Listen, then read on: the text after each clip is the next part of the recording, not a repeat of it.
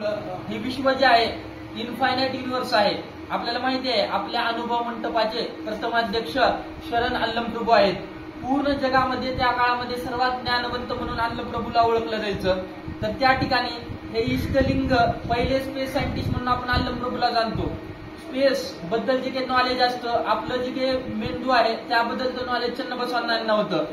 जे काही स्त्रीच्या गर्भामध्ये मूल वाढतं, आपल्या पूर्ण शरीराची अॅनाटॉमी त्याला आपण आजच्या भाषेमध्ये म्हणतो, तर त्याचा अभ्यास हा चन्नबसवांना यांचा होता. आणि त्यांनी करण हासिगे या पुस्तकामध्ये ते काल ज्ञान वचनामध्ये लिहून ठेवलेलं आहे.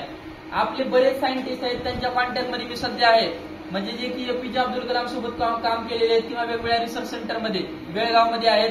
त्यानंतर बरेच ठिकाणी आपले वेगवेगळे सायंटिस्ट आहेत, त्यांच्या सानिध्यात म्हणजे त्यांच्या कॉन्टॅक्टमध्ये बोलण्यामध्ये मी आहे.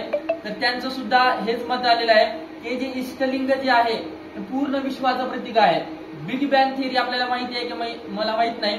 बिग बँग थिअरी म्हणजे काय, तर हे एक असा बिंदू होता. हे विश्वाची सुरुवात हजारो कोटी वर्षापूर्वी झाली.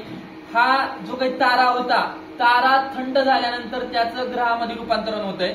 आणि हा ग्रह ज्यावेळेस विस्फोट झाला त्यामध्ये थोड्याफार प्रमाणात तापमान होतं. जे थंड झाले ते ग्रह झाले आणि जे काही थंड झालेले ते तारे रूपात राहिलेले. सूर्य हा एक आपला तारा आहे. अशा पद्धतीनं आपलं भूमंडल निर्माण झालंय.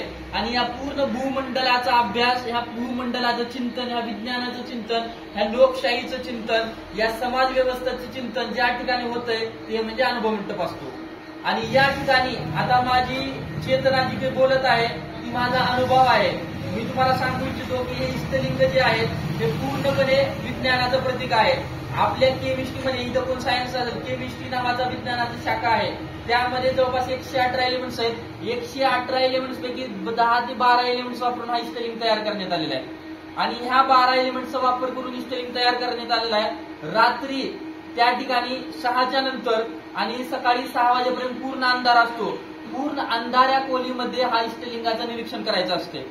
तुम्हाला सांगतो हे शरणांचा अनुभव आहे, हे माझी बोली नाही, शरणांचा अनुभव आहे. इष्टलिंग योग करणाऱ्या व्यक्तीला सर्दी, ताप, खोकला कुठलाच रोग होत नाही. बघा तुम्ही, जो व्यक्ती इष्टलिंग धारण करतो, इष्टलिंग योग करतो, त्या व्यक्तीला कुठलाही रोग सहसा होत नाही. एवढी रोगप्रतिकार क्षमता त्याचा होते. फक्त तुम्हाला रोज सकाळी सकाळी ज्यावेळेस तुम्ही उठता आहे त्या ठिकाणी बसून ज्यावेळेस आपण याला 15 ते 20 मिनिट पाहतो तर तो असतो योग. आणि आपण ज्यावेळेस आंघोळ केल्यानंतर जो आपण फूल वगैरे ठेवून इकडल्या साईडला ज्यावेळेस आपण निरीक्षण करतो तो असती पूजा. तर पूजा आणि योग एकच आहे, पण आपल्याला योग हा खूप महत्वपूर्ण झालेला आहे. कारण की पिनेल नावाची ग्लँड आपल्या मेंदूमध्ये आहे.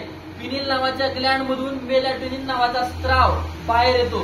त्याला शरणांनी वचनामध्ये अमृत असं म्हणलेलं आहे. त्या अमृताचा स्त्राव रात्री 10 ते 5 वाजेपर्यंत होतो. एक मोठे सायंटिस्ट आहेत, त्यांनी या मेलॅटोनिनचा शोध आत्ता लावलेला आहे. आपल्या पिनेल नावाच्या ग्लँड मध्ये इथं ग्रंथी असते आपल्या मेंदूमध्ये, त्यातून ते स्त्राव बाहेर होतो. त्या स्त्रावचा उपयोग काय आहे, तर तो स्त्राव आपली रोगप्रतिकार क्षमता वाढवतो. तो स्त्राव तुमच्यामध्ये पॉझिटिव्हिटी वाढवतो. बघा तुम्ही आपल्या स्वतःचं निरीक्षण करायला सुरू करा. ज्यावेळेस आपण साधना करत असतो त्यावेळेस आपण आपल्या मनाचं निरीक्षण करतो, आपण स्वतःचं निरीक्षण करतो. आणि त्या निरीक्षणातून तुम्हाला तुमची ओळख होती. तुमचा जन्म कशासाठी झालेला आहे, तुम्ही इथं पृथ्वीतलावरती कशासाठी आलात, मानव संस्कृतीमध्ये आपण जगत आहोत, बरोबर आहे.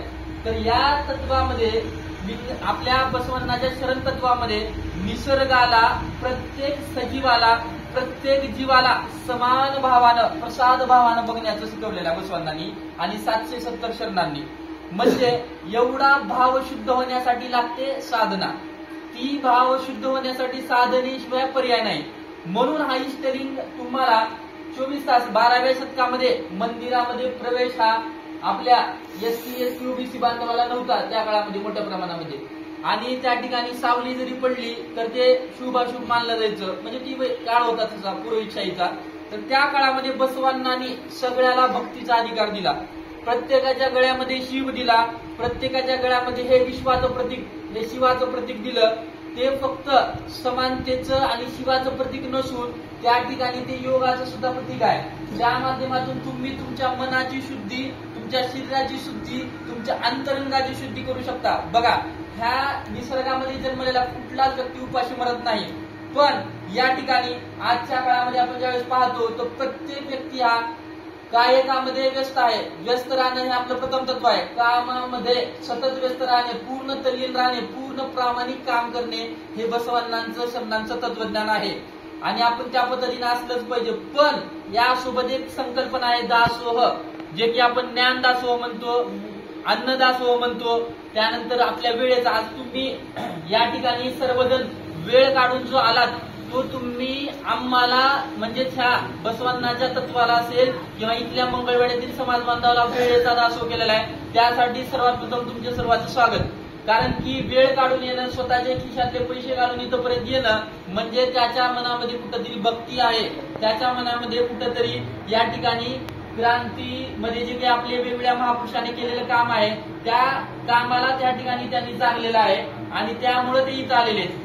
तर अशा पद्धतीनं हे एक इष्टलिंग आहे. तर इष्टलिंग हे पूर्ण विश्वाचं प्रतीक आहे.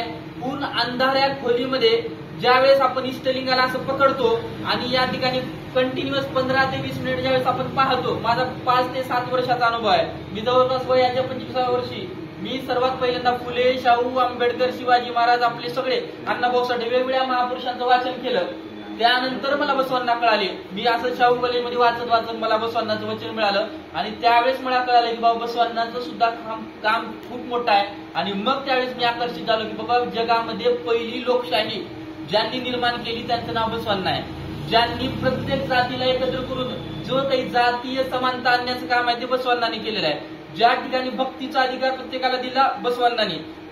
म्हणजे त्या काळामध्ये ज्या ठिकाणी सावली पडल्यावर सुद्धा विटाळ मानला जायचा किंवा त्या ठिकाणी शुभाशुभ मानलं जायचं, त्या काळामध्ये एवढ्या सगळ्या लोकांना एकत्र करून या ठिकाणी क्रांती करणं सोपं नव्हतं. आज आपल्या अनुभव मंडपामध्ये एवढ्या मोठ्या प्रमाणामध्ये 25 ते 30 लोक आले. तो ऐतिहासिक दिवस आहे. प्रत्येक महिन्याच्या दुसऱ्या रविवारी मंगळवेढा येथील बांधवांनी हा डिक्लेअर केलेला आहे. तर त्यांचं सुद्धा या ठिकाणी सर्वप्रथम मी स्वागत करतो. कारण याला सुद्धा एक त्या ठिकाणी आत्मा, आपल्या प्राणलिंगामध्ये भक्ती लागते, प्राणलिंगामध्ये विचार लागतो. तोच व्यक्ती वेळ देऊ शकतो, तोच व्यक्ती समाजासाठी काहीतरी करू शकतो. समाज म्हणजे फक्त लिंगायत नव्हे, ह्या सगळं जे काही आपल्या सजीव सृष्टी आहे त्या सगळ्यासाठी या तत्वानुसार चालणे, समानतेनुसार चालणे म्हणजेच हे शरण तत्व आहे. तर या ठिकाणी मी सर्वात प्रथम आपले जे काही आपले हिरेमठ सर असतील किंवा आपले सर असतील मागे बसलेले, या सर्वांचं स्वागत करतो. कारण की त्यांनी खूप म्हणजे पुढाकार घेऊन त्या दिवशी आपण ज्यावेळेस पहिला आपला शरणचिंतन मेळावा झाला त्या शरणचिंतन मेळाव्यामध्ये त्यांनी डिक्लेअर केलं की प्रत्येक महिन्यामध्ये आपला अनुभव मंडप होईल. तर मला खूप आनंद आहे. मी तुम्हाला माझा अनुभव सांगू इच्छितो. बसव कल्याणमध्ये आपण 21व्या शतकामध्ये अनुभव मंडप सुरू केला आहे. मी एकटा नाही, सगळ्या शरणांनी मिळून या ठिकाणी सुद्धा सगळ्या शरणांनी मिळून अनुभव मंडप सुरू केलेला आहे.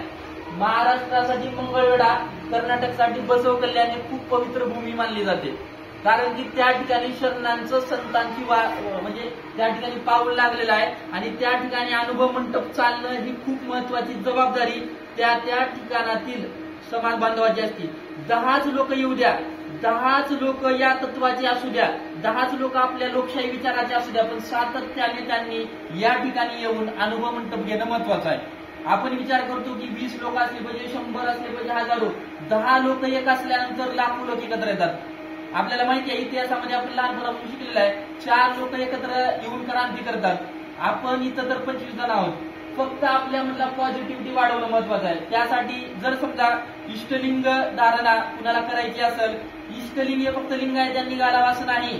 इष्टलिंग हे तुम्हाला निरोगी ठेवण्यासाठी, तुमचे दवाखान्यातले लाखो रुपये वाचवण्यासाठी, तुम्हाला आत्मउन्नतीसाठी, तुमचा स्वतःचा विकास करण्यासाठीची साधना आहे. ही फक्त लिंगायतांनी इष्टलिंग घालावं असं नाही.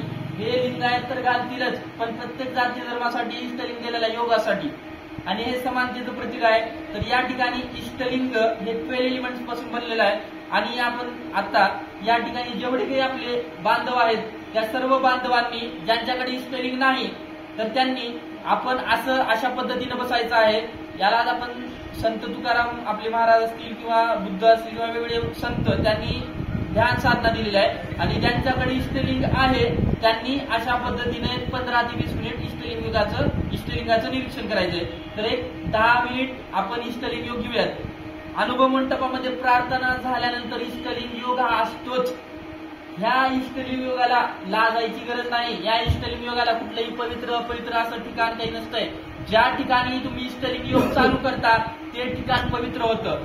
ज्या ठिकाणी शरण बसतात ते ठिकाण पवित्र होतं. ज्या ठिकाणी शरणांचे पाय लागतात ते ठिकाण पवित्र होतं. एवढं शरणांची पवित्रता आहे 12व्या शतकातल्या.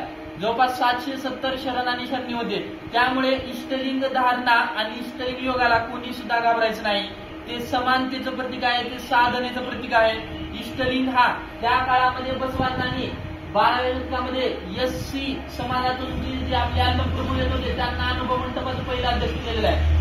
वेगवेगळ्या समाजात